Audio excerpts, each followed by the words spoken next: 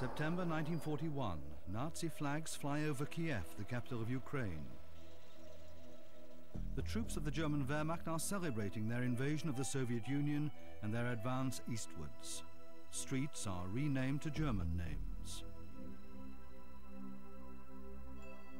Daily life is ruled with an iron fist in Kiev. Those who resist risk immediate execution or being shipped to Germany for slave labor. One of the Wehrmacht commands is, each combat operation must be motivated by an iron will to mercilessly and completely destroy the enemy. Yet the Germans try to make daily life in Kiev appear as normal as possible. That's why in early summer 1942 they organized the first public football matches since the invasion. One of these games will go down in history for the Ukrainians, as deeply rooted for them as is the 1954 World Cup victory in Bern for the Germans.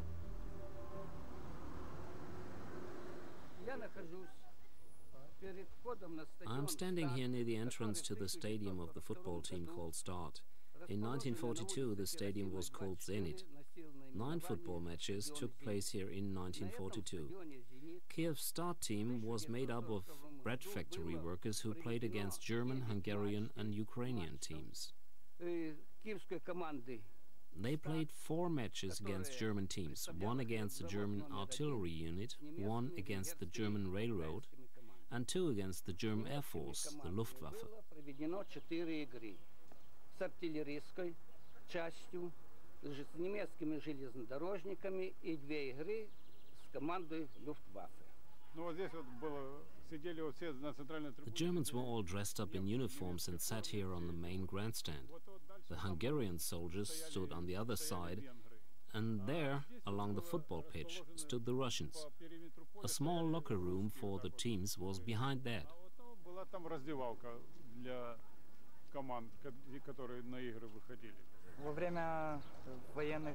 Our players were shot here during the war because they beat the Germans. It was a very important match, but it was not a fair battle.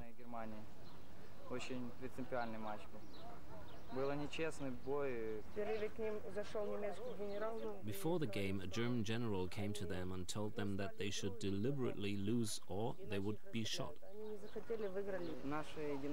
Our Dynamo players beat the Germans, who then shot them.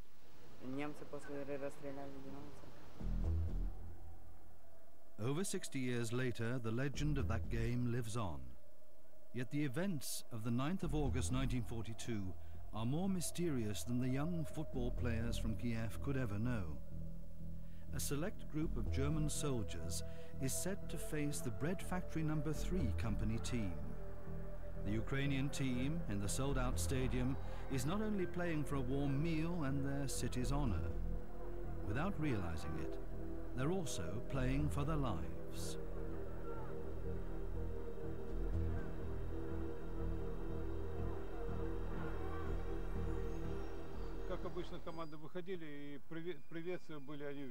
As a greeting, we would always yell "Fitz kult privet," long live sports. I don't know what the Germans yelled, Heil or Sieg Heil or something like that. Anyway, our team yelled what everybody in the Soviet Union yelled back then, Fitz kult privet, all hail sports.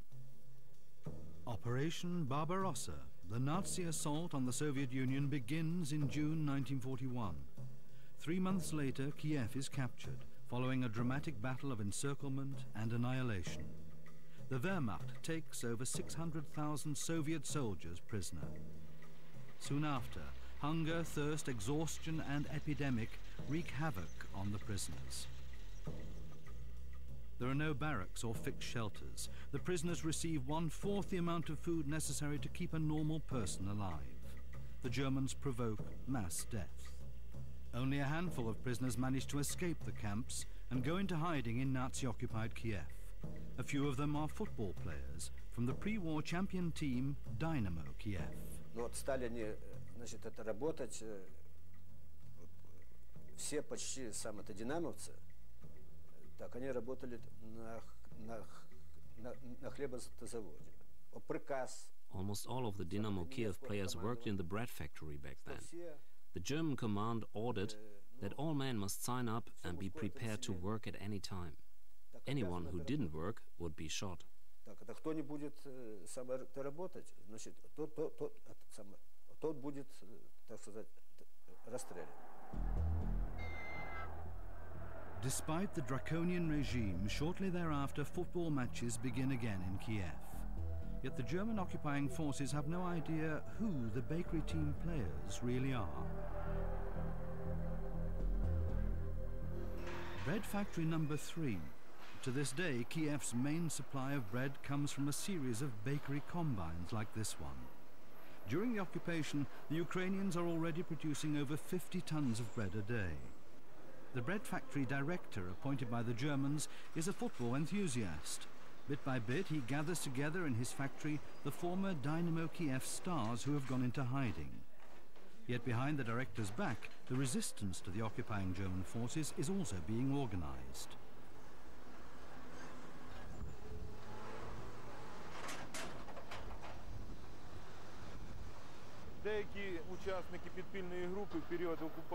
There was a resistance group in the collective that planned and carried out acts of sabotage. A few of the saboteurs were later shot by the Gestapo here in the bread factory's courtyard. I have a document here about the 14 partisans who worked in the bread factory and were shot here on these grounds.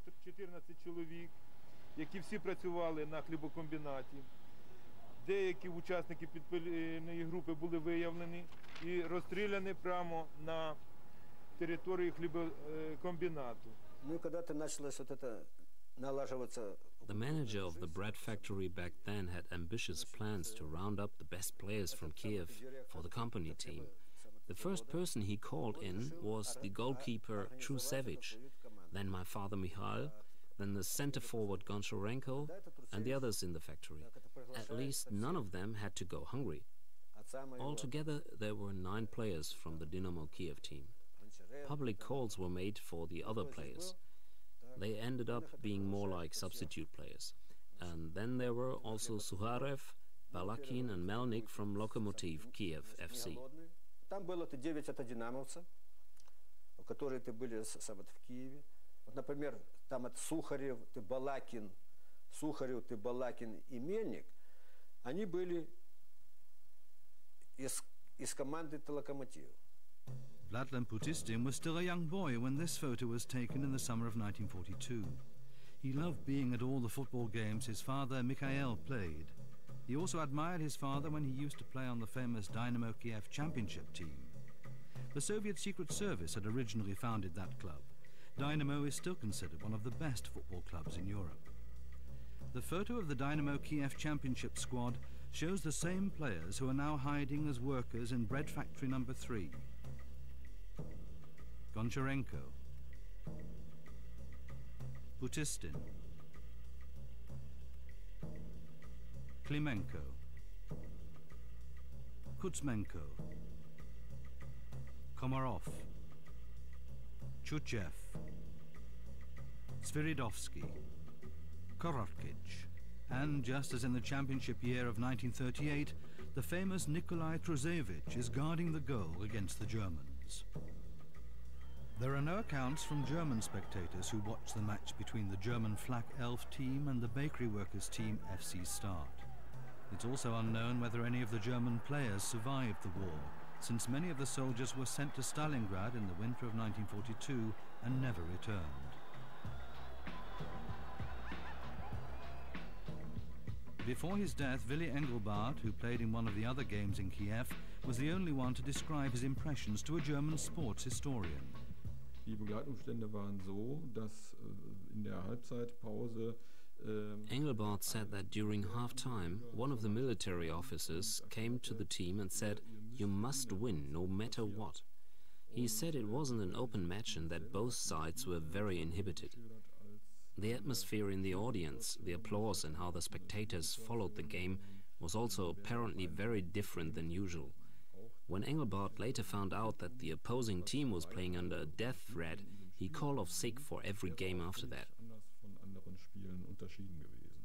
Und als danach gehört hatte, dass die Mannschaft unter Todesdrohung, die gegnerische Mannschaft unter Todesdrohung gestanden hätte, hat sich daraufhin für weitere Spiele krank gemeldet. The game on the 9th of August between the bakery workers and the German team is a return match. The Germans had unexpectedly lost to the Ukrainians in a game 3 days before. To keep from losing face again, a stronger German squad has been assembled for the 9th of August game.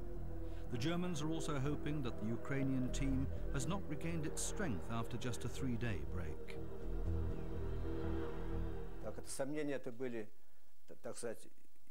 My father's team wasn't sure if they could play again after only 3 days. My father, just like the goalkeeper Trusevich, was a kind of authority figure among the team. At the time, he was also coaching the youth teams of Dynamo Kiev and Dynamo Lemberg. So he had experience as a coach, and he wasn't sure if the team was strong enough to win again. They thought they could possibly lose the return game. Trusevich was the only one who insisted that the team play and play to win.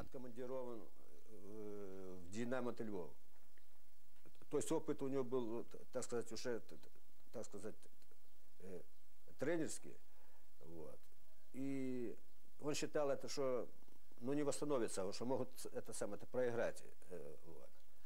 Ну, Трусевич, он, так сказать, настоял, говорит, это надо играть, говорит, и мы, мол, мы должны это выиграть. But the German plan seems to pay off at first. Just a few minutes into the game, the Germans score a goal, giving them the lead over the still-fatigued bread factory team.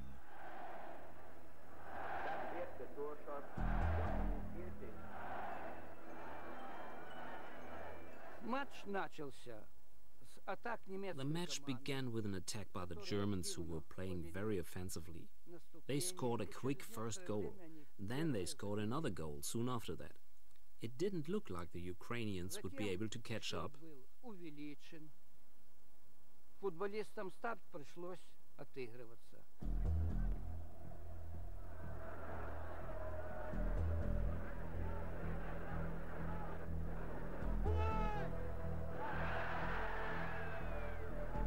Я все время был-то за воротами. Ну там вот эти мячи-то подавал. I was a ball boy then and stood behind the goal. I had to throw back the balls that crossed the touchline. But I always took my time, since Trusevich had said to me, "Be slow about it. You know how these things work."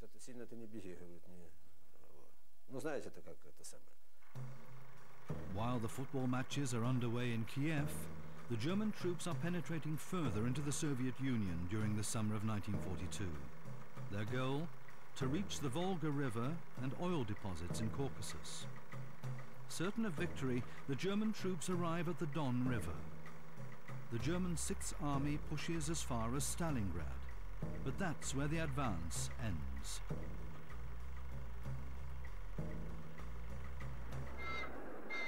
Back in Zenith Stadium in Kiev, the German team increases its lead. It looks like a sure victory for the occupying forces. Years later, this game will become legendary in the entire East Bloc and come to be known as the Death Match of Kiev.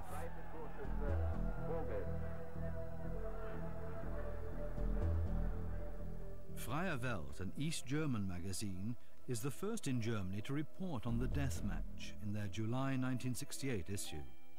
Editor Gisela Reller conducts an in-depth interview with Makar Goncharenko, who played centre-forward for the Bread Factory No. 3 team in 1942. He later becomes a Soviet sports official and repeatedly tells his story.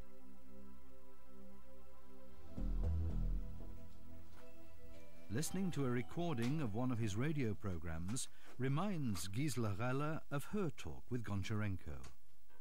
Московской командой ЦСКА должны были играть на открытие нового ЦБ, в том числе и на столице Украины, Киеве. Играть, тренироваться, собираться на одном из стадионов. Так. А родной на стадион Динамо. Sie wissen ja, Sie haben in einer Großteil der Mannschaft in der Bäckerei gearbeitet. You know that most of the team worked in a bakery, and they were not counting on winning at all. Goncharenko said the team got angrier and angrier because the Germans were playing so unfairly. They hit the other players and used every chance they had to be unfair. And that got Ukrainians so riled up as the game went on that they started scoring goals.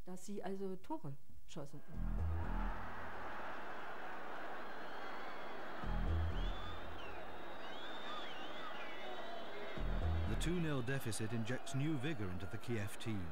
After all, the players of the supposed company team are considered the best Soviet football has to offer, even if the occupying German forces aren't aware of it on this particular day.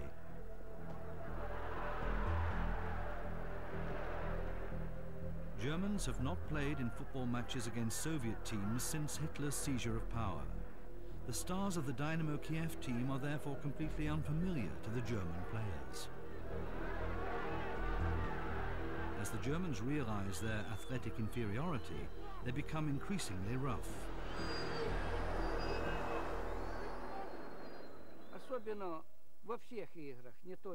I had noticed the defender Klimenko during all the matches, not just the one against Flakelf.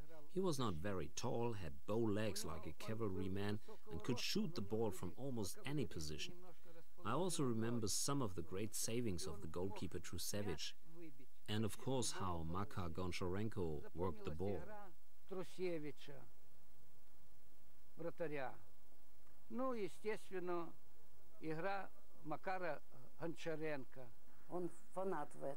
My husband loved football very much, and all of us suffered because of it. Makar only wanted to work in the football profession. He refused any other job. He was crazy about football. He worked everywhere as a coach and never would have worked as a welder or anything like that. Football was his life.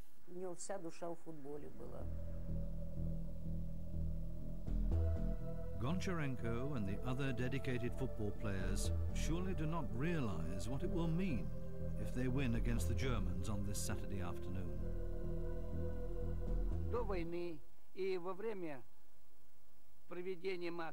Before the war and also for the matches during the occupation, the names of all players were always printed on a poster. The names of the German players too. The names of the German players didn't mean anything to the Ukrainians, of course, but for the German soldiers some of the names did ring a bell. Strangely enough, though, there weren't any German names printed on the poster for the August 9th game. В свое время, очевидно, я так думаю, были известны футболистами в себя дома. На афише от 9 августа там не указаны фамилии. For reasons of propaganda, in the Soviet feature film The Third Half, the aggressive manner of the German team is exaggerated. Yet both sides surely viewed the actual game as a battle of wills between the occupiers and the oppressed. The 1962 feature film can at least be seen as a testament to the game's atmosphere.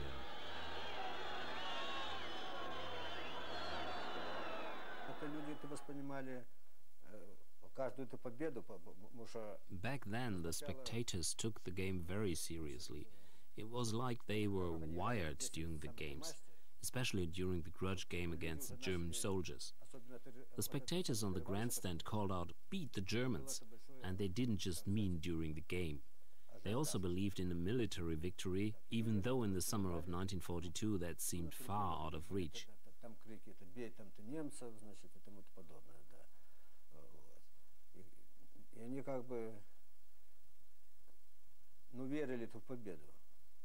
Хотя она еще была, ну, еще-то далеко она была тогда, там это 42-й год. By 1942, the German troops have advanced almost to Moscow, but the occupied areas are getting out of hand. Attacks by resistance groups are becoming increasingly precise.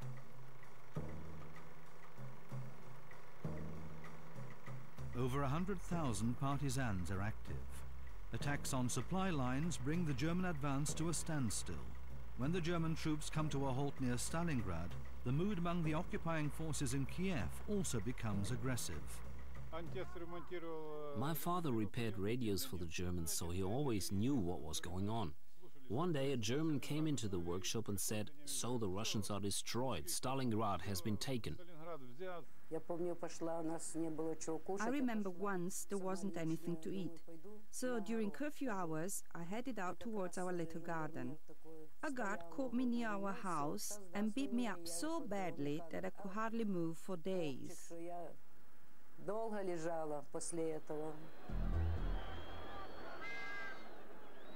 The tension can also be felt on the football pitch.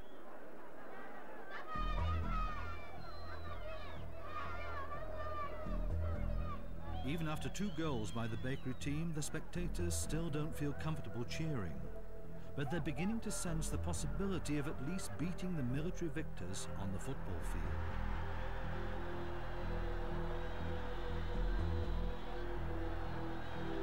The Nazi strategy of simultaneously demonstrating normality and Aryan supremacy is beginning to falter.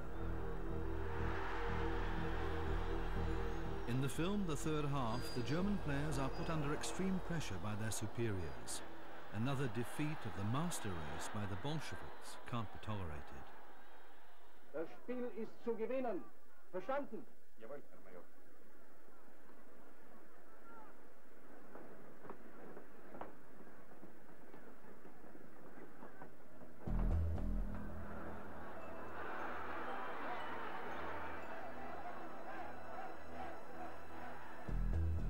The pressure mounts when the bakery players take the lead and begin to have fun on the pitch. The Germans are being humiliated.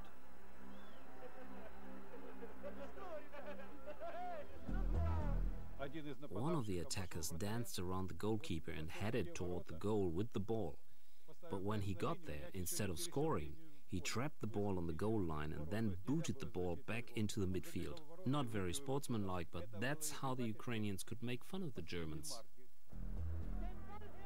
But not all of the Ukrainian players want to win against the Germans at any cost. The fear of possible retribution in case of a Ukrainian victory is depicted in the film The Third Half. One of the Ukrainian players deliberately handles the ball so that the German flak elf team is awarded a penalty. The game will be up for grabs again.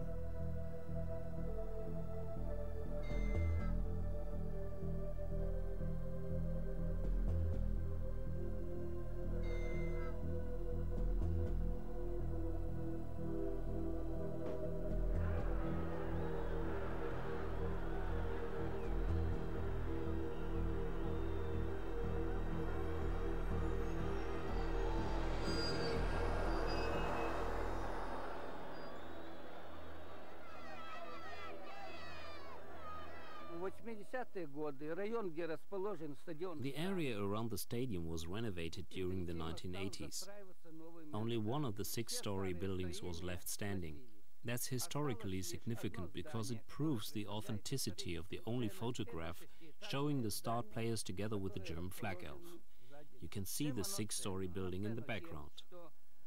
На фотографии, которые сфотографированы немецкие футболисты флаг эльф и украинские футболисты команды «Старт», оно расположено на заднем плане.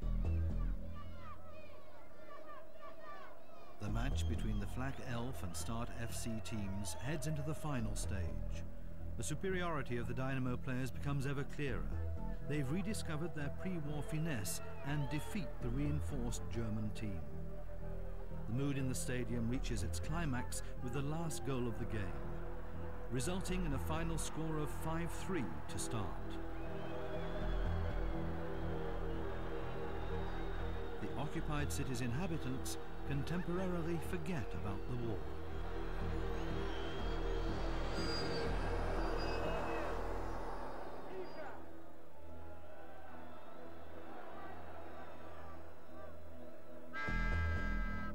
But just seconds after the end of the game, doubts are raised. Will the Germans simply accept such a humiliation? What will happen to the Ukrainian players, shown here posing peacefully with their German opponents in the only existing group photo of the games?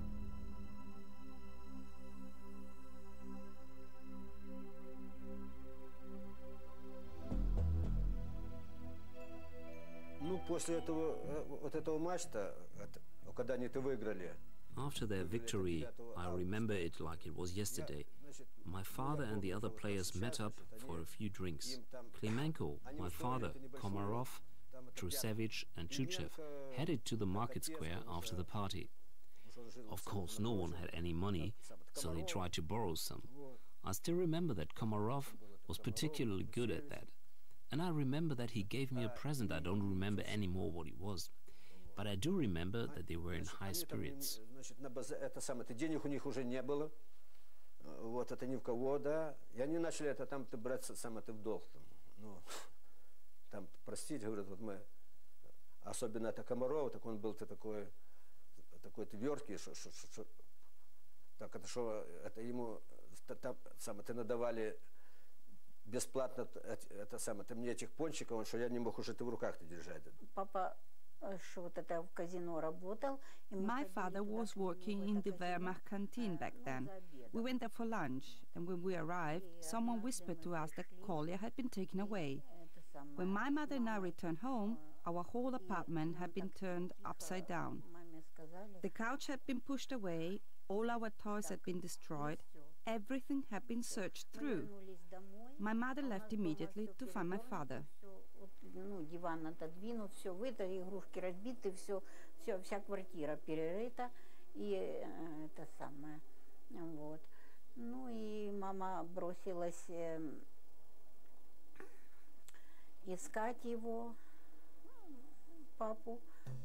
Little Yevgenia with her parents. Father Nikolai Korotkich is not only a dynamo player, but also an officer of the NKVD, the Soviet secret police.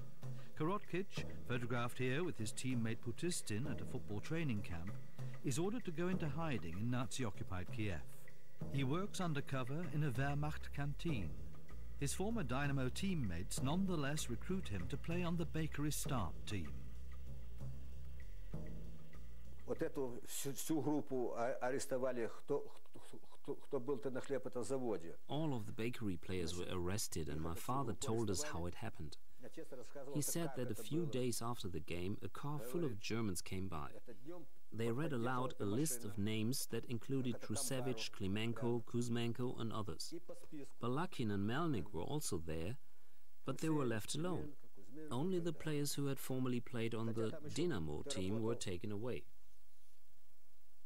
И Балакин, который играл вот этот матч и так далее, и Мельник работал, их не тронули. Вот. А только-то забрали это динамовцы. Korolenko Street in Kiev. Before the war, Stalin's infamous NKVD secret police headquarters were located here. Following the German invasion, the Gestapo seizes the notorious house number 33 and uses it for interrogations and torture.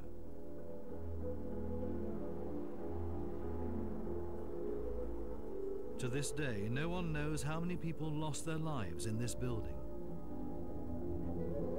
The bakery footballers also end up here.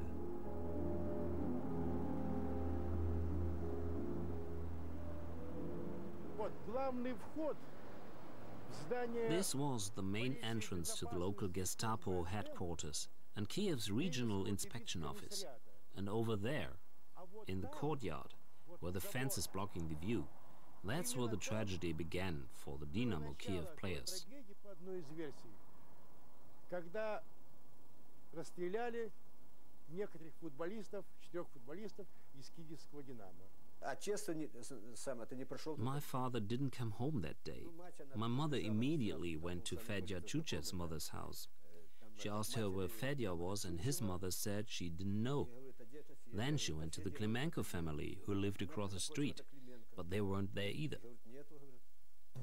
Only the 8 players who were on the Dynamo team before the war are arrested. Goalkeeper Nikolai Trusevich, centre forward Makar Goncharenko, midfielder Mikhail Putistin, striker Ivan Kuzmenko, striker Pavel Komarov, winger Nikolai Korotkich, defender Fyodor Chuchev, defender Alexei Klimenko, and defender Mikhail Sviridovsky. who is missing in this group picture. News of the arrests spreads like wildfire in Kiev. Families desperately try to find out where the players are being kept. We had no idea where they had taken my father. A German who was trying to help us only got as far as the Gestapo. He then told us, "I can't go any further or I'll risk being arrested myself." We didn't know what had happened to my father long after the war. And even now, we still don't know how he was killed or where he was buried, or if he was buried at all, or if he was just quickly buried outside of the city somewhere. No one knows anything. Хоронили ли их вообще, или выбрасывали куда-то там за городом, или что там, никто ничего не знает. The arrested Dynamo players are moved from the local Gestapo headquarters to Camp Zirets outside of Kiev.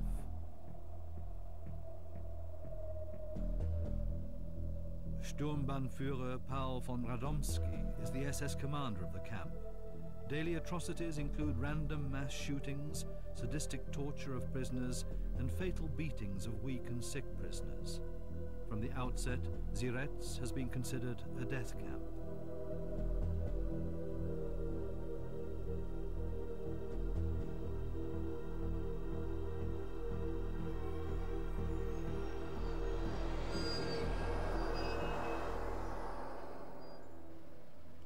Именно здесь, с этого места, The Nazis set up Zirets concentration camp right on this spot here in the spring of 1942. In the summer of the same year, the Dynamo Kiev players were brought here and held prisoner. Countless shootings took place here and over there in that gorge. All of these grounds were part of the camp.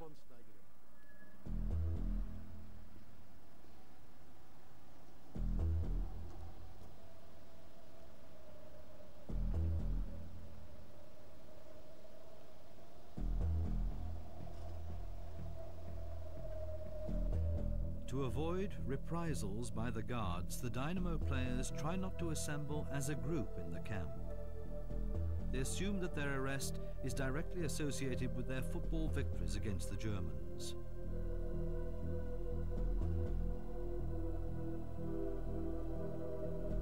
It's now certain that Nikolai Korotkich did not even make it to Zirets concentration camp. He's last seen at Gestapo headquarters.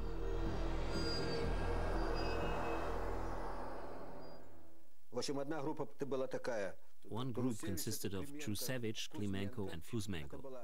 The three worked together, but they slept in different barracks in various places in the camp. My father, Pavel Komarov, and Fyodor Tyuchev were in the other group. Они находились в разных этих самых бараках и в разных местах. Там эта другая группа, это была, значит, это отец, там это Комаров и Тючев. The execution facility, Babi Yar, was located right next to Camp Zirets. Oleg Svetkov is one of the last remaining survivors of the camp.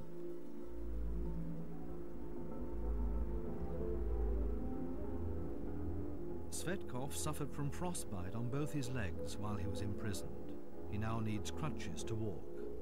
And he's never forgotten the cruelties imposed by the SS camp director Radomski and his henchmen. Nor has he forgotten the first words the translator spoke to him upon his arrival.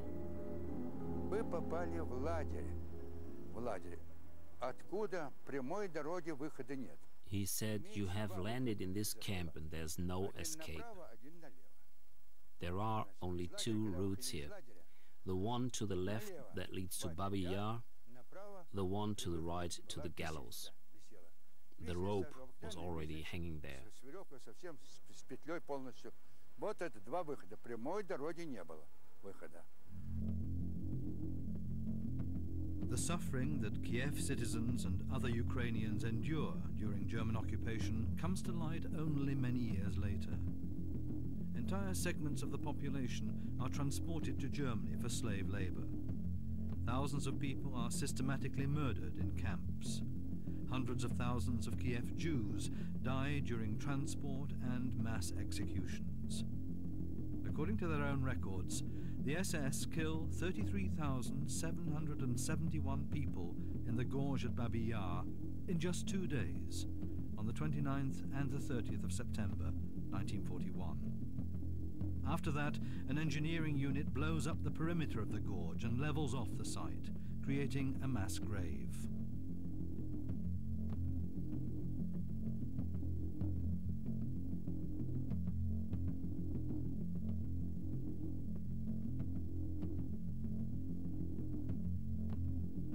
В течение, там это недели. A week later, my mother and I were ordered to come to Gestapo headquarters on Korolenko Street. So my mother took me along. She was interrogated first, while I had to wait in the hallway. Then it was my turn. They had put out candy and sweets and chocolate on the table to lure me into talking.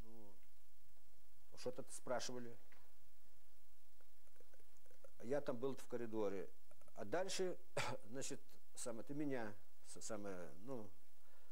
я пришел там, значит, там на столе конфеты, там всякие, такое-то, шоколад и такое вот. Despite the circumstances, Putistin's father is lucky. In the battles to capture Kiev, parts of a historical monastery have been destroyed. Prisoners are forced to repair the majestic building as quickly as possible.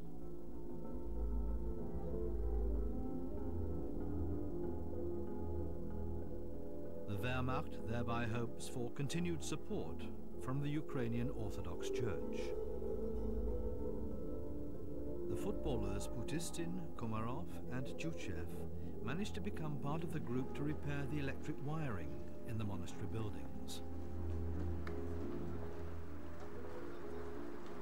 The structures have been part of Kiev's cultural heritage for centuries. By coincidence, Putistin's wife and son Vladlen find out that husband and father Mikhail is working outside of the camp at the monastery during the day.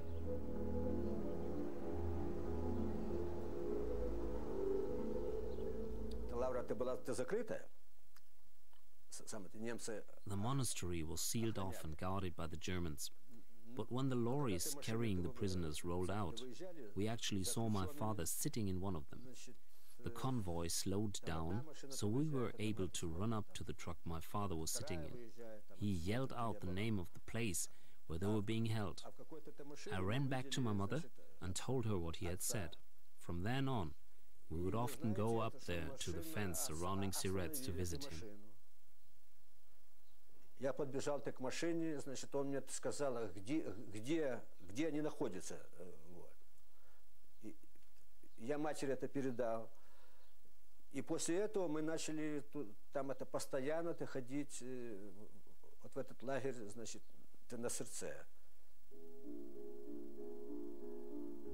This is the road that once led to Sirets concentration camp and the Babi Yar execution facility. The footballers likely traveled along it every day. For 3 of the imprisoned players, it was the road to death. They presumably refused to take part in one of the so-called Aktionen.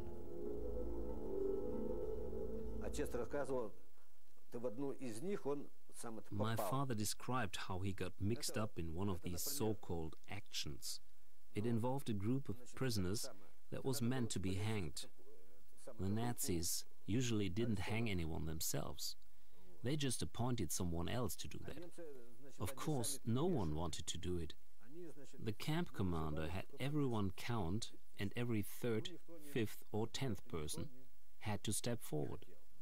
Those who had stepped forward had to do the hanging. This time it was every 10th person who had to do it, and my father said once, I was the 9th one. Отсчитывают, и из строя там выходит, там, или каждый 5, или как он это скажет. Вот. Ну, было так, что отец говорит, это я, говорит, это надо было каждого 10-го, говорит, а я был 9-й. The team photograph from the summer of 1942. Half a year later, in Sirets concentration camp, Nikolai Truzevich and his teammates, striker Ivan Kuzmenko and defender Alexei Klimenko, become the second, third and fourth victims. Nikolai Korotkich has already been murdered at Gestapo headquarters. A rumor quickly spreads throughout the city that all of the players are dead.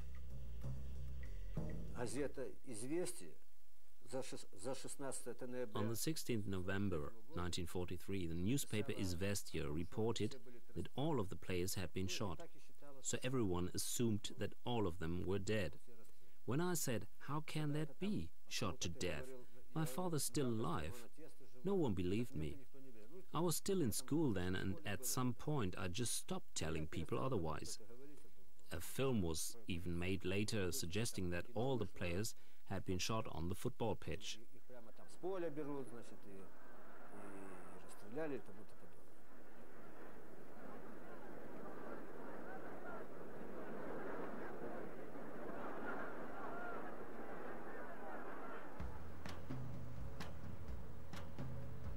Modern-day Kiev and its main commercial street called Kashtatik. The traces of the war have long since faded, but the memory of the death match in the summer of 1942 remains one of the greatest legends of the city and the former Soviet Union. The path to official recognition as heroes was full of obstacles for the Dynamo players.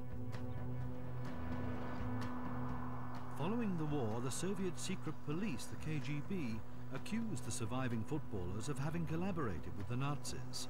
According to their logic, those who played football with the Germans and survived the camp must have been traitors. That, however, did not correspond with Soviet hero worship.